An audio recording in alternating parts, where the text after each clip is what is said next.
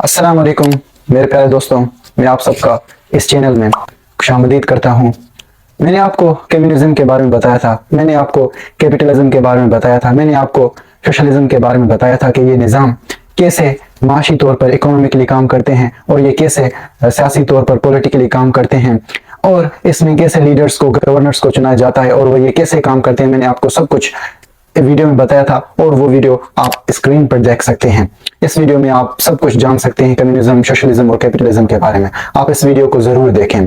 अभी आपके जहन में यही सवाल होगा कि जो इस्लाम का निज़ाम है वो निज़ाम कैसे काम करता है इकोनॉमिकली, माशी तौर पर, वो पॉलिटिकली कैसे काम करता है और पाकिस्तान का कौन सा निज़ाम है।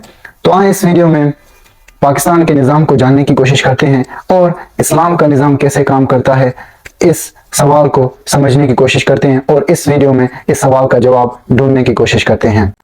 आपको ये बात अपनी जहन में रखनी होगी कि इस्लाम में क्या होता है, उसमें खिलाफत होती है। खिलाफत कैसे होता है कि उसमें खलीफा को, एक इमाम को, एक लीडर को चुना जाता है जो कि दूसरे लोगों की रहबरी करता है। खिलाफत है वो डेमोक्रेसी से थोड़ा तब्दील है, उससे थोड़ा मुख्तलिफ है, उन दोनों में थोड़ा फर्क है। खिलाफत में क्या होता है कि कोई खलीफे को चुना जाता है, कोई लीडर को इस्लाम में चुना जाता है तो उसमें 7 क्वालिटीज देखे जाते हैं, उसमें 7 कैरेक्टरिस्टिक्स देखे जाते हैं।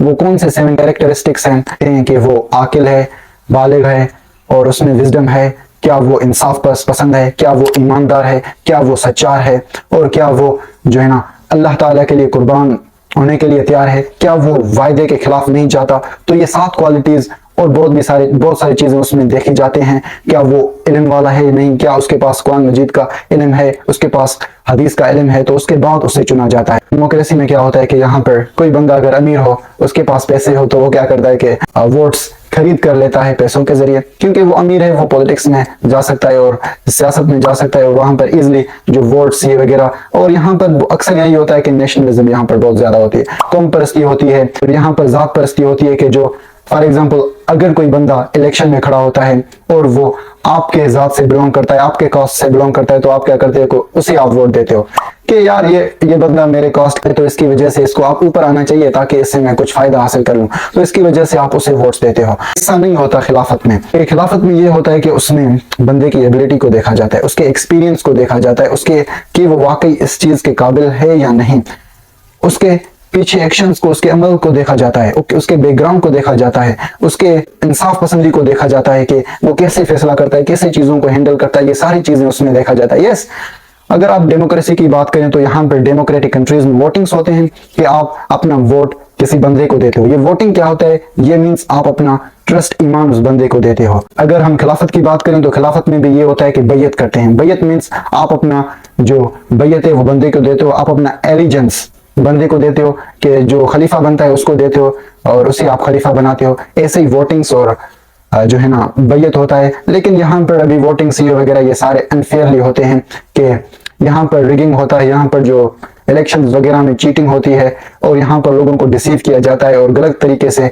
जो लीडर्स को, गवर्नर्स को चुना जाता है। इन खलीफा को कैसे कैसे चुनते हैं कि जो ट्राइब्स के लीडर हैं वो क्या करते हैं कि उसको बैयत देते हैं, फिर उस कबीले के, उस ट्राइब्स के जो दूसरे लोग हैं वो भी उसको बैयत करते हैं और इसी तरह उसको खलीफा चुना जाता है। जैसे आपने हमारे नबी सल्लल्लाहु अलैहि वसल्लम का जिंदगी देखा और उसके बाद सहाबाओं की जिंदगी देखा, हजरत अबू बकर, हजरत उमर, हजरत उस्मान, हजरत अली, उनको कैसे चुना गया था। वो काबिल थे इस चीज के, उसमें ये क्वालिटीज थे, उसमें कैरेक्टरिस्टिक्स थे लीडर होने के, तो इसलिए उनको लीडर बनाया गया था। पॉलिटिकली वो ऐसे काम करता है। लेकिन अगर हम इकोनॉमिकली देखें, माशी तौर पर देखें कि इस्लाम कैसे काम करता है, इस्लाम माशी तौर पर 2 तरीके से काम करता है। 2 किस्म के 2 टाइप्स ऑफ सिस्टम हैं। कौन से 2 टाइप ऑफ सिस्टम हैं? उनमें से एक है स्पिरिचुअल लेवल सिस्टम, रूहानी निजाम, और दूसरा कौन सा है? दूसरा वर्ल्डली लेवल सिस्टम, दुनियावी सिस्टम, दुनियावी निजाम। अभी स्पिरिचुअल लेवल सिस्टम क्या है, रूहानी सतह की निजाम क्या है? रूहानी निजाम का सिंपल मतलब यह है कि अगर आप उसकी मिसाल देखें तो उसका मिसाल परफेक्ट कम्युनिज्म होगा। ये जो आप कम्युनिज्म देख रहे हैं इसके आप परफेक्ट फॉर्म में स्पिरिचुअल लेवल जो निजाम है इस्लाम का उसका होगा। ये कम्युनिज्म में सब कुछ किसका समझा जाता है? स्टेट के कंट्रोल में होता है, जो गवर्नमेंट है उसके कंट्रोल में होता है, उसमें सब कुछ इक्वल बांटा जाता है। तो इस्लाम में भी यही, इस्लाम भी यही हुक्म देता है और हमारे नबी सल्लल्लाहु अलैहि वसल्लम का भी जिंदगी यही था, उसने भी अपना जिंदगी यही गुजारा।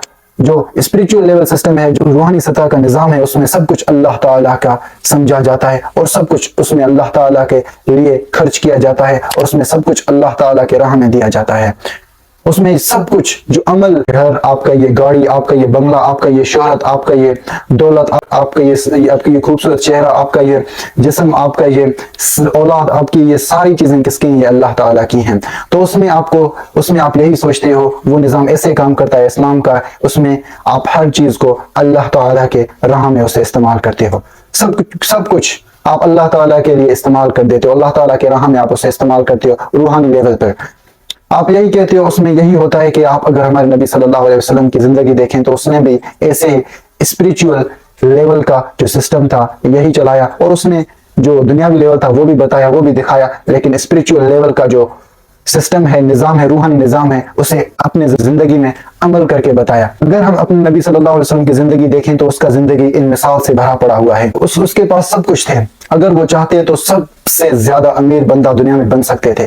اگر وہ چاہتے تو وہ بڑے بڑے بنگلوں میں رہ سکتے تھے. اگر وہ چاہتے تو وہ عیش و عشرت کرتے. اگر وہ چاہتے تو وہ اچھے فوڈ تھے, اچھے جو کھانے تھے وہ کھاتے. لیکن اس نے یہی پیغام دیا کہ یہ زندگی ہے, یہ جو وقت ہے, یہ علم, یہ جو جسم ہے, یہ جو خوبصورتی ہے, یہ جو دولت ہے, یہ شہرت ہے, یہ ساری چیزیں کس کی ہیں؟ یہ اللہ تعالیٰ کی ہیں. تو اللہ تعالیٰ جس طریقے سے ہمیں کہتا ہے ہمیں اس طریقے سے ان کو استعمال کرنا چاہیے, ہمیں اس طریقے سے اپنے ذہن کو استعمال کرنا چاہیے, اور ہمیں اس طریقے سے اپنے باڈی, اپنے جسم کو استعمال کرنا چاہیے. ہمیں اللہ تعالیٰ کے طریقے سے اپنا جو دولت ہے, اپنا جو شہرت ہے, ان سب کو استعمال کرنا چاہیے. تو ہمارے نبی صلی اللہ علیہ وسلم نے بادشاہ ہو کر, وہ بادشاہ تھے, وہ بہت بڑے لیڈر تھے, بہت بڑے رہبر تھے, لیکن اس نے غربت میں اپنی زندگی گزاری. ہمارے نبی صلی اللہ علیہ وسلم نے یہی روحانی نظام کا پیغام دیا, کیونکہ اس کے پاس جب بھی کوئی ضرورت مند آتا تھا, جب بھی وہ کسی غریب کو دیکھتا تھا تو اس کی ضرور مدد کرتا تھا.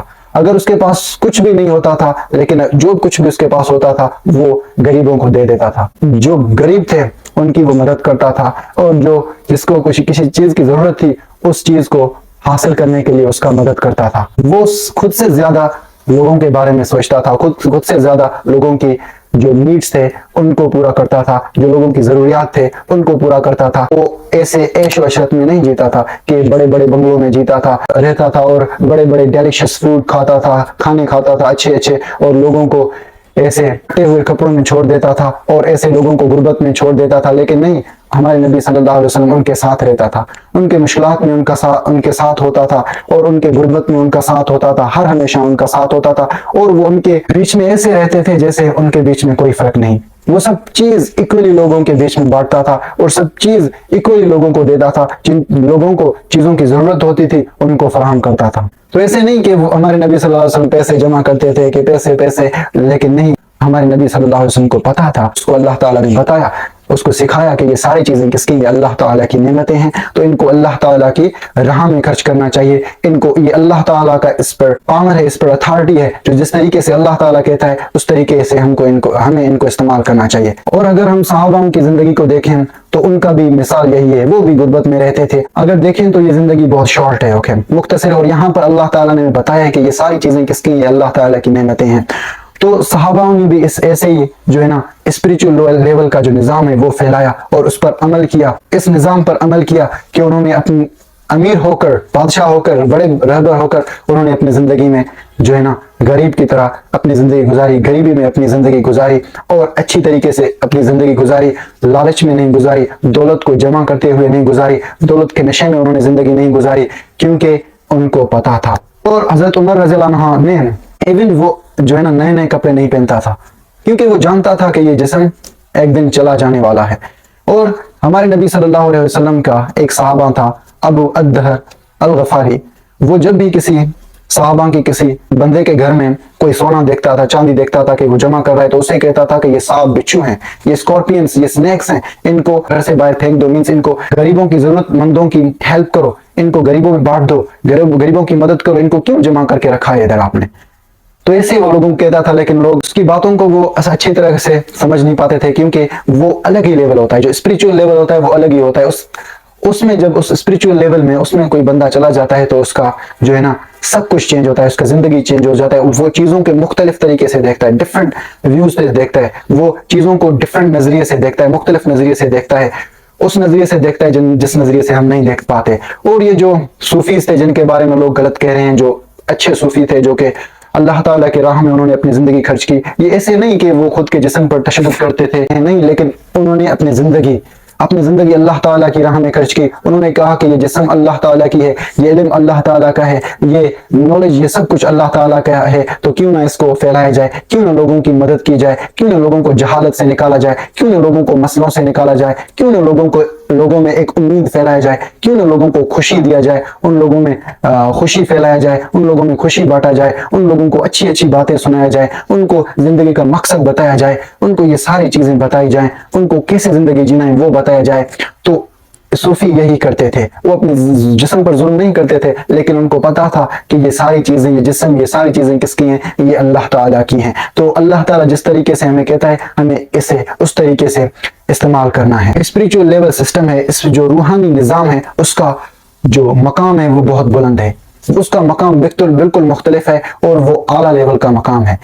और अगर कोई ये स्पिरिचुअल लेवल सिस्टम, इस निज़ाम को फॉलो करे, इसको अप्लाई करे अपनी कंट्री में, बिलीव मी, उसको अल्लाह ताला अलग ही मकाम देगा जन्नत में। तो अल्लाह ताला कुरान मजीद में कहता है सूरतुल निसा में चैप्टर 4 वर्स 79 में, मा असाबक मिन हसनतिन फमिन अल्लाह, that whatever good happens to you, whatever good you get in your life, it is from अल्लाह।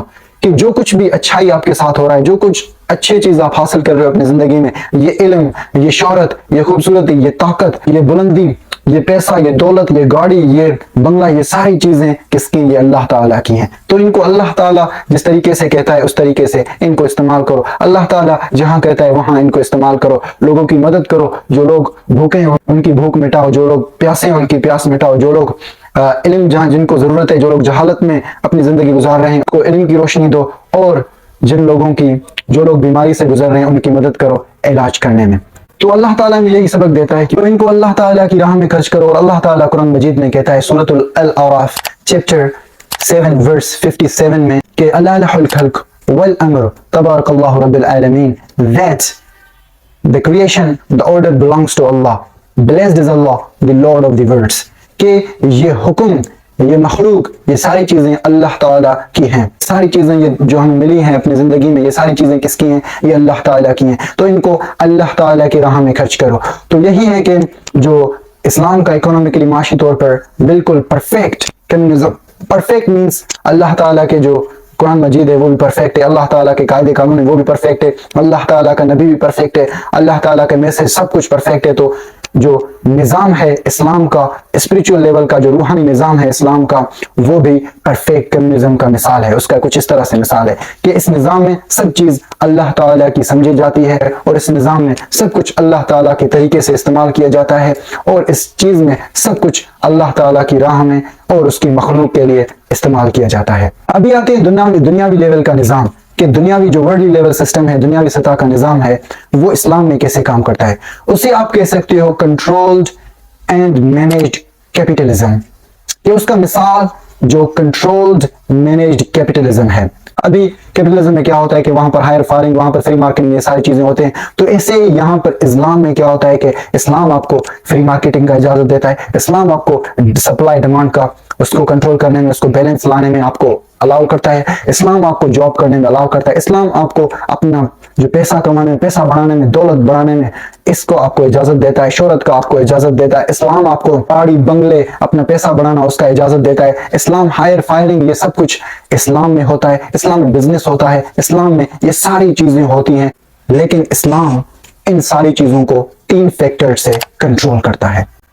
वो कौन से 3 फैक्टर्स हैं? जो पहला फैक्टर ये है कि इस्लाम जो दौलतमंद हैं, जो पैसे कमाते हैं और जो दौलतमंद हैं, उन सबको यही कहता है कि तुम्हारे ऊपर गरीबों का ज़कात है, तुम्हारे ऊपर ज़कात है, तुम्हारे ऊपर गरीबों का मदद करना है। अगर तुम्हारा दौलत 85 ग्राम्स गोल्ड से ऊपर है तो आपका जो सेविंग है उसमें 25% गरीबों को एज ज़कात के तौर पर दिया जाएगा। जो गरीब हैं उनकी मदद करो, उनका हेल्प करो। जिन लोगों को रोटी की जरूरत है, जिनको लोगों को कपड़ों की जरूरत है, जिन लोगों को मकान की जरूरत है, जिन लोगों को नौकरी की जरूरत है, जिन लोगों को किसी चीज की जरूरत है, उनकी जरूरियात को पूरा करो, उनकी बेसिक नेसेसिटीज को पूरा करो, उनकी हेल्प करो, उनकी मदद करो। बीमारियों से गुजर रहे हैं, उनकी मदद करो, उनको इलाज फराहम करने की कोशिश करो, उनका मदद करो और उनको ज़कात दो। सारे दौलत पर गरीबों का भी हक है। तो ऐसे गरीबों को ना छोड़ दो कि आप दौलत कमाते जाओ और कमाते जाओ, अमीर होते जाओ। नहीं, तुम ज़कात दो, बाकी दौलत तुम खुद के साथ रख लो, अपने बेटों को बांटो, जहां भी बांटो, लेकिन जो है ना गरीबों को भी दो, अपनी दौलत से गरीबों को भी दो। पहली फैक्टर क्या है कि गरीबों की जो ज़कात है आपको ज़कात देना है। दूसरी चीज क्या है कि अल्लाह ताला रिबा को खत्म कर देता है, सूद को खत्म कर देता है, इंटरेस्ट को खत्म करता है। इंटरेस्ट खाने से, सूद खाने से अल्लाह ताला मना करता है। अभी ये सूद है ना, ये सूद ने सारी दुनिया को तबाह करके रखा है। ये अभी पाकिस्तान के आप हालात देख रहे हैं, किसकी वजह से? ये सूद की वजह से है। पाकिस्तान IMF से पैसा लेता है और पैसा टाइम पर नहीं बढ़ता है तो उसका जो टैक्स है वो बढ़ता जाता है। तो इसकी वजह से वो different policies, different rules, laws उसको बताता है और वो यहाँ पर कंट्री में पाकिस्तान इंप्लीमेंट करता है। उसको करना पड़ता है क्योंकि उसके ऊपर कर्जा है। तो इसी इंटरेस्ट क्या है कि एक्सटेंशन ऑफ मनी, कि मनी का बढ़ाओ, मनी को, पैसे को बढ़ाना, कि लेबर नहीं करना, मेहनत कुछ भी नहीं करना, बस पैसे को बढ़ाना। मिसाल के तौर पर आपने किसी बंदे को पैसा दिया है और उसे कहा है कि मुझे इस वक्त पर पैसा दो, अगर आप नहीं दोगे तो हर सेकंड के साथ, इसके बाद हर सेकंड के बाद पैसा बढ़ता जाएगा। तो ऐसे ही होता है, जब पैसा बढ़ता जाता है तो उस बंदे पर प्रेशर आ जाता है और बहुत सारे लोग खुदकुशी करते हैं, सुसाइड करते हैं, और बहुत सारे लोग डिप्रेशन में चले जाते हैं, और बहुत सारे लोग बहुत सारे मसलों से गुजरते हैं इस इंटरेस्ट की वजह से। ये इंटरेस्ट सिर्फ फैमिली को तबाह नहीं करता, सिर्फ कम्युनिटी को तबाह नहीं करता, लेकिन दुनिया की सिस्टम को, दुनिया की निजाम को उसको तबाह कर देता है। और बिलीव मी, ये बहुत बड़ा मूजी, ये बीमारी है, ये लोगों का खून चूसता है, ये डिस्ट्रक्शन है, ये तबाही है। तो इसकी वजह से अल्लाह ताला ने इसको मना किया है। अल्लाह ताला ने सूद खाने से, इंटरेस्ट लेने से, अल्लाह ताला ने क्लियरली कुरान मजीद में मना किया है कि इंटरेस्ट ना खाओ। अल्लाह ताला ने क्या किया कि इंटरेस्ट जो सूद है उसको खत्म किया, इस्लाम में उसको बैन किया, मना किया उसको खाने से। क्योंकि अल्लाह ताला कुरान मजीद में कहता है, सूरतुल अल बकरा चैप्टर 2 वर्स 278 to 279 में कहता है अल्लाह ताला, वज़रू मा बक़िय मिन रिबा इन कुंतुम मुअमिनीन इल्लम तफ़अलू फ़अज़नु बिहर्बिन मिन अल्लाहि व रसूलिही, that leave the remaining interest, give up the remaining interest if you are a true believer. If you do not do so, then here listen, Allah and his messenger are on war with you. कि ऐ मोमिनों, जो तुम्हारा बकिया सूद है उसको छोड़ दो, अगर तुम्हारे लोगों के ऊपर सूद है उसको छोड़ दो, अगर तुम सच्चे मोमिन हो। अगर तुम ऐसा नहीं करोगे तो सुन लो, जान लो कि तुम्हारे साथ अल्लाह और अल्लाह के नबी का जंग है, उनके जंग का ऐलान है। तो जिसके साथ अल्लाह ताला का जंग का ऐलान हो, जिसके साथ अल्लाह ताला का जंग हो, तो वो कैसे अपनी जिंदगी में, वो तो बर्बाद है, वो तो अपनी जिंदगी में कुछ नहीं कर पाएगा और आखिरत में भी उसको सजा दिया जाएगा। तो ऐसे ही अल्लाह ताला क्या कहता है कि कंट्रोल करता है रिबा से इस्लाम में। और हमारे नबी सल्लल्लाहु अलैहि वसल्लम का हदीस है, हमारे नबी सल्लल्लाहु अलैहि वसल्लम कहते हैं कि उसका हदीस है कि जो रिबा है उसके 70 किस्म है, और उस 70 किस्म में से जो सबसे कम से कम तर रिबा का मिसाल है, ऐसा उसका मिसाल है जैसे किसी बंदे ने अपनी माँ के साथ जिना किया हो। तो इसका मिसाल ऐसे, नऊज़ुबिल्लाह, माँ के साथ जिना करना, और वो ऐसा है। तो इसकी वजह से ये जो सूद है ना, ये तबाह कर देता है। तो मैं यही सबसे गुजारिश करूंगा, सूद को छोड़ दे। तो दूसरा चीज क्या है? सूद, उसको इस्लाम खत्म करता है। इस्लाम में सूद कोई नहीं होता, इस्लामिक सिस्टम में कोई सूद नहीं होता। और जो तीसरा चीज है वो है रिसोर्सेज पर कंट्रोल करना, कि अल्लाह ताला क्लियरली कुरान मजीद में बताता है और हदीस में हमारे नबी सल्लल्लाहु अलैहि वसल्लम बताते हैं कि इस्लाम हमें बताता है, इस्लाम के लॉज, रूल्स हैं, पॉलिसीज हैं जो हमें बताते हैं कि रिसोर्सेज कैसे गैदर किए जाएं, रिसोर्सेज कैसे बनाए जाएं और रिसोर्सेज को कैसे इस्तेमाल किया जाए, दौलत कैसे कमाया जाए, दौलत को कैसे इस्तेमाल किया जाए, शोहरत कैसे कमाया जाए और शोहरत को कैसे इस्तेमाल किया जाए, इल्म कैसे हासिल किया जाए, इल्म को कैसा इस्तेमाल किया जाए, ये दौलत, ये गाड़ी बंगला, इन सारी चीजों को कैसे इस्तेमाल किया जाता है, ये हमें इस्लाम सारी चीजें बताता है। उनके बारे में लॉज, रूल्स, रेगुलेशंस, ये सारी चीजें हमें बताता है कि हमें अपनी जिंदगी को कैसे इस्तेमाल करना है, अपने इल्म को कैसे इस्तेमाल करना है, अपने जो रिसोर्सेज है, हमारी दौलत है, हमारी शोहरत है, हमारी जो ये सारी चीजें, इनको हमें कैसे इस्तेमाल करना है, किस तरीके से हमें इस्तेमाल करना है। ये सारी चीजें क्या बताता है हमें? اسلام بتاتا ہے، سورسز کے بارے میں ہمیں اسلام بناتا ہے اور انہیں مینیج کرنے میں ہماری ہیلپ کرتا ہے، ہماری مدد کرتا ہے۔ تو اسے اسلام کیا کرتا ہے؟ اسلام ساری چیزوں کو مینیج کرتا ہے اور کنٹرول کرتا ہے اپنے پالیسیز کے ساتھ، اپنے رولز اینڈ ریگولیشنز کے ساتھ، اور اس کی وجہ سے اسلام کا نظام کیا ہے؟ اس کا نظام کنٹرولڈ اینڈ مینیجڈ کیپٹلزم ہے۔ اگر ہم پاکستان کے نظام کی بات کریں تو پاکستان کا نظام کچھ بھی نہیں ہے، یہ مکسڈ، یہ کنفیوزڈ، ڈسٹرائر، اسے میں کہتا ہوں ڈسٹرائر نظام، کیونکہ یہاں پر کچھ کارل مارکس چڑھتی ہے، کچھ لیفٹزم، کچھ مارکسزم، کچھ یہاں پر اسلامک رولز چلتے ہیں، تو یہاں پر ساری چیزیں کیا ہیں؟ یہاں پر مکسڈ ہیں، یہاں پر ساری چیزیں مکسڈ ہیں، تو اس کی وجہ سے میں تباہ ہوا سسٹم کہتا ہوں۔ تو میں سب سے بس یہی گزارش کروں گا کہ یہ پیسوں کا نشہ چھوڑ دیں، یہ پیسوں کا جو نشہ ہے اس کو چھوڑ دیں، یہ سود کھانا چھوڑ دیں، کیونکہ سود آپ کو بھی تباہ کر دے گا، آپ کی زندگی کو تباہ کر دے گا، اور آپ کے جو فیملی ہے اس کی بچوں کی بھی زندگی کو تباہ کر دے گا، اور آپ کی آخرت کو بھی تباہ کر دے گا۔ یقیناً آپ کو اللہ تعالیٰ کے سامنے کھڑا ہونا ہے، اس کو آپ کے جواب دینا ہے، اس کو آپ کے ہر عمل کا جواب دینا ہے، اور یہ ضرور ہوگا۔ اللہ تعالیٰ قرآن مجید میں کہتا ہے وَوَفِّيَتْ كُلُّ نَفْسٍ مَا عَمِلَتْ that everybody will be given in full whatever he earned، کہ سب کو ان کے عمل کا بدلہ پورا دیا جائے گا۔ تو اس کی وجہ سے اچھے عمل کریں اور پیسوں کے نشے میں نہ جائیں۔ بلیو میں یہ دولت، یہ شہرت، یہ سارے کیا ہیں؟ یہ مختصر ہے، اور اللہ تعالیٰ کی راہ میں ان سب چیزوں کو خرچ کرنے کی کوشش کریں، اور ربا سے بچیں۔ ربا بالکل بلیو میں یہ ختم کر دے گا آپ سب کو۔ اور ہمارے نبی صلی اللہ علیہ وسلم کا حدیث ہے، حدیث ترمذی ہے، کہ ہمارے نبی صلی اللہ علیہ وسلم فرماتے ہیں کہ بندہ قیامت کے دن اللہ تعالیٰ کے سامنے سے تب تک اس کو نہیں ہٹائے گا، تب تک اس کو نہیں جانے دے گا جب تک وہ ان 5 سوالوں کا جواب نہیں دے گا۔ اور وہ 5 سوال کون سے ہیں؟ ان میں سے جو پہلا سوال ہے وہ یہ ہے کہ تم نے اپنا زندگی، اے بندے تم نے اپنا زندگی کیسے گزارا؟ کیسے تم نے اپنا زندگی گزارا؟ تم نے اپنی جوانی کیسے گزارا؟ تم نے جو دولت ہے وہ کیسے کمایا؟ تم نے جو اپنا دولت ہے وہ کیسے استعمال کیا؟ تم نے اپنے نالج کو کیسے استعمال کیا؟ یہ 5 سوال اللہ تعالیٰ ہم سب سے پوچھے گا، اور سب کو ان 5 سوالوں کے جواب دینے ہیں۔ تو اس کی وجہ سے اپنی آخرت کی تیاری کریں۔ That's it all for today۔ اللہ حافظ۔